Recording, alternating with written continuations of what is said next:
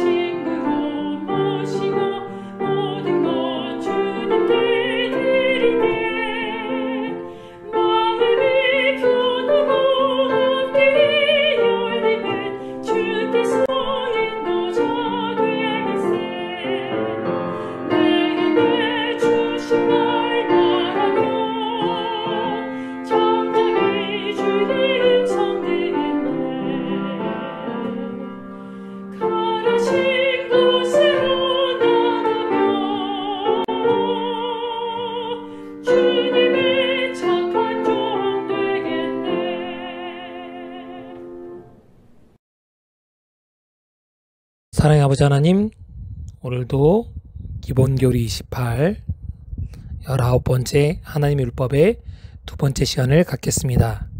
말씀을 전하는 저와 듣는 모든 성도님에게 하나님의 은혜가 함께하여 주시기를 사랑이 많으신 예수님으로 간절히 기도합니다.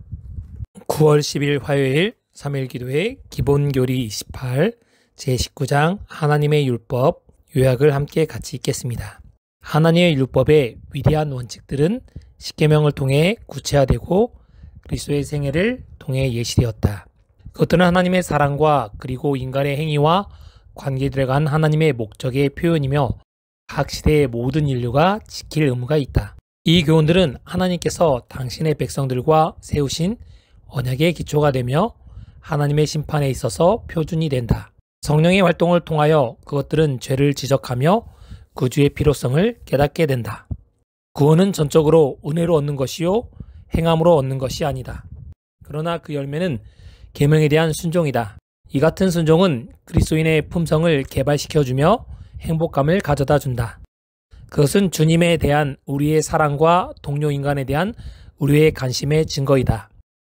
믿음으로 말미암는 순종은 생애를 변화시키는 그리스도의 능력을 나타내며 그리하여 그리스도인의 전도를 힘있게 해준다. 오늘은 기본교리 19번째 하나님의 율법 두 번째 시간으로 제3 율법의 영속성입니다. 도덕적 율법인 십계명은 하나님의 품성이 반영되어 있습니다. 그렇게 십계명의 원칙은 일시적이거나 상황에 좌우되지 않고 절대적입니다. 바뀌지 않는 불변하며 인간에게 영원한 효력을 지니고 있습니다. 일시적으로 주신 것이 아니고 시대적 상황에 따라서 바뀌거나 하지 않는다는 것입니다. 돌판에 세워졌다는 것은 당시에 가장 오래 간직할 수 있는 오래 기록함으로써 절대적이며 불변하지 않는다는 것을 알려주신 겁니다. 영원한 효력을 지녔음을 나타내는 표현으로 돌판에 새겨 주셨습니다. 수세기를 통하여 그리스도인들은 하나님의 율법의 계속적인 효력을 강력히 주장하면서 이 율법의 영속성을 굳건히 지지하고 지켜왔습니다. 시내산 이전의 율법은 어땠을까요? 시내산 이전의 율법은 하나님께서 이스라엘에게 십계명을 주시기 오래전에 율법이 존재했다고 이야기합니다. 그렇지 않다면 시내산 이전에 아무런 죄도 없었을 것입니다. 요한일서 3장 4절은 죄는 불법이라고 얘기합니다. 루스벨과 그를 따르는 3분의 1의 천사들이 죄를 지었다라고 얘기합니다. 그들은 창조 이전의 법을 어겼습니다. 이 말은 하나님의 율법이 시내산 이전에도 이미 존재했다라고 얘기합니다. 베드로서 2장 4절의 말씀입니다. 하나님이 범죄한 천사들을 용서하지 아니하시고 지옥에 던져 어두운 구덩이에 두어 심판 때까지 지키게 하셨다라고 말합니다. 하나님께서 율법이 있었기 때문에 사단과 범죄한 천사들을 죄를 지었다라고 선언하신 것입니다. 하나님께서 아담과 하와를 당신의 형상대로 창조하셨을 때 하나님께서는 율법의 도덕적인 원칙들을 그들의 마음에 심어 주셨습니다. 그들이 하나님의 뜻을 당연히 행하도록 하셨습니다. 그러나 그들은 범죄하여 인간 가족의 죄를 가져왔습니다. 로마서 5장 12절은 이렇게 말합니다. 그러므로 한 사람으로 말미암아 죄가 세상에 들어오고 죄로 말미암아 사망이 왔나니 이와 같이 모든 사람이 죄를 지었으므로 사망이 모든 사람에게 이르렀음이니라고 말합니다.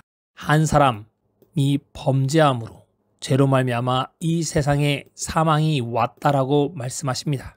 나중에 하나님께서는 아브라함에 대하여 창세기 26장 4절과 5절에 말씀하십니다. 내 자손을 하늘의 별과 같이 번성하게 하며 이 모든 땅을 내 자손에게 주리라. 내 자손으로 말미암아 천하 만민이 복을 받으리라. 이는 아브라함이 내 말을 순종하고 내 명령과 내 계명과 내 율례와 내 법도를 지켰음이라 하시니라. 시내산 이전에도 율법이 있어서 비록 글자로 남기지 않았지만 하나님께서 말씀하심으로써 아브라함도 율법의 존재를 알고 이것을 지켰다는 것입니다. 그렇게 분명히 아브라함을 가리켜서 내 명령과 내 계명과 내 율례와 내 법도를 지켰다라고 말씀하십니다. 모세는 시내산 이전에 하나님의 율례와 그분의 율법을 지켰습니다. 출애굽기 18장에 보면 모세는 하나님의 율법을 십계명을 받기 전에 그들의 백성을 가르칩니다. 출애굽기 18장 16절은 이렇게 말합니다. 하나님의 율례와 법도를 알게 하나이다라고 말씀합니다. 이미 이스라엘 백성들에게는 구두 전승으로 하나님의 율례와 법도를 알고 있었습니다. 그렇기 때문에 우리는 창세기를 연구하면 십계명이 시대단 이전에도 잘 알려져 있었음을 보여주는 것입니다. 창세기는 하나님께서 십계명을 주시기 전에 그것이 금하는 행동은 나쁜 일이라는 것을 백성들이 알고 있었음을 보여줍니다. 몰랐다는 것이 아닙니다. 도덕적인 율법에 대해 이 같은 일반적인 이해는 하나님께서 인간에게 십계명에 대한 지식을 제공해 주셨음을 틀림없이 보여줍니다. 로마서는 이거를 가리켜서 사람의 마음에 양심이 있다라고 말합니다. 양심이라는 율법을 하나님께서 마음에 두셔서 사람들이 옳고 그름을 올바로 분별할 수 있었다는 것입니다. 애굽에서의 오랜 노예 생활 동안 이스라엘 백성들은 우상 숭배에 빠지게 되었고 온갖 부패 가운데 살게 되었습니다. 그렇기 때문에 바로가 이렇게 말합니다. 여호와가 누구냐? 그가 누구간데 내가 그를 위하여 너희를 보내겠느냐? 나는 여호와를 알지 못한다라고 이야기하는 그런 무지한 말을 바로뿐만 아니라 이스라엘 백성들도 그렇게 생각하고 있었습니다. 그 결과 그는 하나님의 거룩하심과 순결과 도덕적인 원칙들에 대한 이해력을 많이 상실하게 되었습니다. 그들의 노예 신부는 예배드린 일을 어렵게 만들었습니다. 도움을 청하는 그들의 간절한 기도에 응하여 하나님께서 아브라함과 맺은 당신의 언약을 기억하셨습니다. 시편 105편 45절부터 45절은 그들이 그 율법을 지키고 그의 율법을 따르게 하시기 위해서 그들에게 율법을 주셨다고 말합니다. 당신의 백성들을 쇠 품물불 곧 애굽에서 인도하여 나셨다라고 말합니다. 어려운 관대에 그분께서 구원하기로 작정하셔서 그들을 구원하셨습니다. 그들이 해방된 다음에는 그분은 그들을 시내산으로 인도하셨습니다. 그들에게 당신의 정부의 표준이 되는 십계명, 도덕적인 율법과 구원의 길을 구속주의 대속적인 희생을 알려주셨습니다. 의문의 율법을 주신 것입니다. 그때 하나님께서는 시내산에서 분명하고 단순한 용어로 율법을 직접 주셨습니다. 이는 범법함으로 더하여 진 것이라고 갈라디아 3장 19절은 말하고 로마서 7장 13절은 죄로 심히 죄되게 하시기 위함이었다고 말합니다.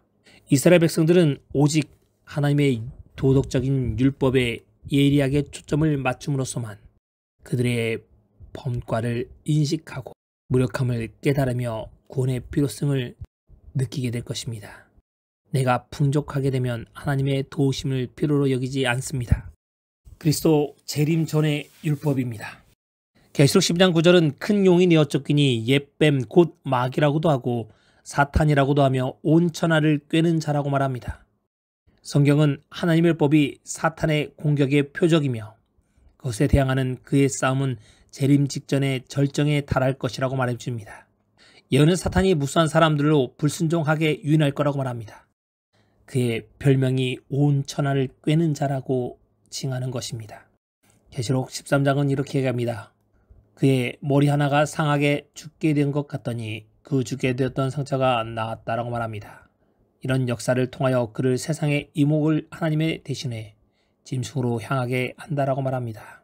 이러한 예언은 계시록 13장을 살펴보면 더 잘 나와 있습니다. 재림 전의 율법은 첫 번째 공격받고 있습니다.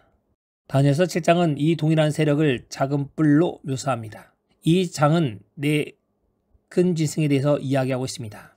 그리스도 시대 이래 성경 주석가들은 그들을 바벨론, 메데 페르시아, 그리스 및 로마 등 세계 강국에 빗대어 설명했습니다. 세계 강국들로 해석하였습니다. 넷째 짐승의 열뿔은 그것들이 멸망할 당시 서기 476년에 있었던 로마 제국의 분열을 나타냅니다. 게르만족에 의해서 10개의 나라로 쪼개졌습니다. 다니엘 이상은 10뿔 사이에 나오는 무섭고 하나님을 모독하는 세력의 창급 작은 뿔에 집중되어 있습니다. 이는 로마 제국의 분열 이후에 일어나는 두려운 세력을 의미하고 있습니다. 이 세력은 하나님의 율법을 변경시키고자 시도하고 있습니다.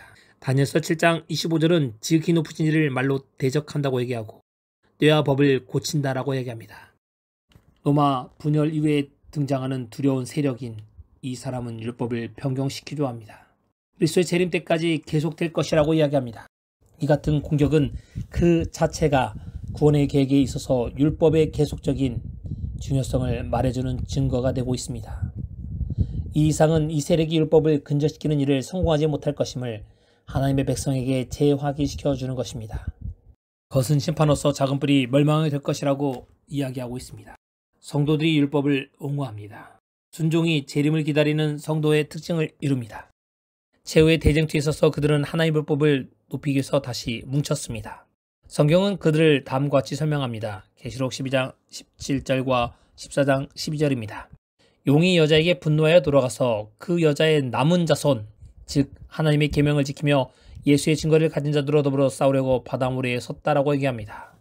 계시록 14장 12절은 성도들이 내가 여기 있나니 저희는 하나님의 계명과 예수 믿음을 지키는 자라고 말합니다. 인내로서 그리스도의 재림을 고대하는 사람들입니다. 계시록 7절은 그가 큰 음성으로 가로되 하나님을 두려워하며 그에게 영광을 돌리라. 이는 그의 심판의 시간이 이르렀음이니 하늘과 땅과 바다와 물들의 근원을 만드신 이를 경배하라 하더라. 요한일서 5장 3절입니다. 하나님을 사랑하는 것은 이것이니 우리가 그의 계명들을 지키는 것이라. 하나님을 사랑하면 당연히 그의 계명을 지키게 되어 있습니다. 사랑하는 하나님을 예배하는 자들은 하나님을 사랑합니다. 하나님의 말씀에 순종하게 될 것입니다. 불순종하는 자들에게 임하는 하나님의 7재앙의 심판은 하늘에 있는 증거 장막의 성전에서 시작되었습니다. 이스라엘들은 증거의 장막이란 말을 잘 알고 있었습니다. 그것은 모세가 세운 증거박을 가리켰습니다. 이렇게 불려진 것은 증거의 장막에 증거궤가 보관되어 있었기 때문입니다. 그러므로 십계명은 인간에게 하나님의 뜻을 증거하는 증거라고 말합니다. 그러나 요한계시록 15장 5절은 하늘에 있는 증거 장막의 성전에 대해서 얘기합니다. 모세의 것은 단지 하늘 성전의 모형에 불과했습니다. 십계명의 원본은 그곳에 보관되어 있었습니다. 증거궤, 출애굽기 31장 18절은 증거판 둘을 모세에게 주셨다고 얘기합니다. 여호와께서 언약의 말씀 곧 십계명을 그 돌판에 기록하셨습니다. 40주야를 하나님과 함께 있으면서 모세는 그것을 받았습니다. 언약궤라는 말은 지상 성소에 있던 궤를 가리키고 있습니다. 거기에는 언약의 말씀 곧 십계가 보관되어 있습니다. 하늘 성소의 언약궤는 영원한 언약의 말씀 곧 십계명의 원본을 간직하고 있는 원형입니다. 그러므로 세상에 많은 최후의 심판, 십계명은 법궤 안에 보관되어 있습니다. 법궤 안에는 십계명과 아론의 쌍난 지팡이 그리고 만나가 보관되어 있습니다. 그러므로 세상에 임하는 하나님의 최후 심판의 시기는 십계명을 간직하고 있는 증거궤가 초점이 되는 것입니다. 증거궤가 초점이 되는 하늘 성소문이 열리는 일과 관련되어 있음이 분명합니다. 오늘도 우리를 위해 주신 사랑의 계명인 십계명을 잘 지킬 수 있게 되길 바랍니다. 말씀에 확신을 가지고 서게 되기를 바랍니다. 하나님의 사랑의 율법을 늘 묵상하고 율법을 지키는 모든 성도님들이 되시기 바랍니다. 그리고 우리 마음에 역사하시는 성령의 음성을 듣고 그의 말씀에 순종하는 모든 분들이 되시기 바라면서 말씀을 마치겠습니다. 3일 기도의 기도 제목을 말씀드리겠습니다. 첫 번째, 오늘의 말씀이 내 삶에 적용되도록 기도해 주시기 바랍니다. 두 번째, 교회의 9월 행사들 위해서 기도해 주시기 바랍니다. 세 번째, 어릴 적이 아프신 우리 이명자 지사님의 건강을 위해서 기도해 주시고 우리 지난 토요일에 다리를 깁스한 주재훈 장님을 위해서 기도해 주시기 바랍니다. 교회를 장기적으로 나오지 못하시는 분들 그리고 이른 양들 위해서도 함께 기도해 주시기 바랍니다. 다음 주면 추석입니다. 추석 연휴에 오가는 모든 분들의 안전을 위해서 함께 기도해 주시기 바랍니다. 마지막으로 개인이 가지고 계시는 기도 제목으로 기도하는 시간을 갖겠습니다.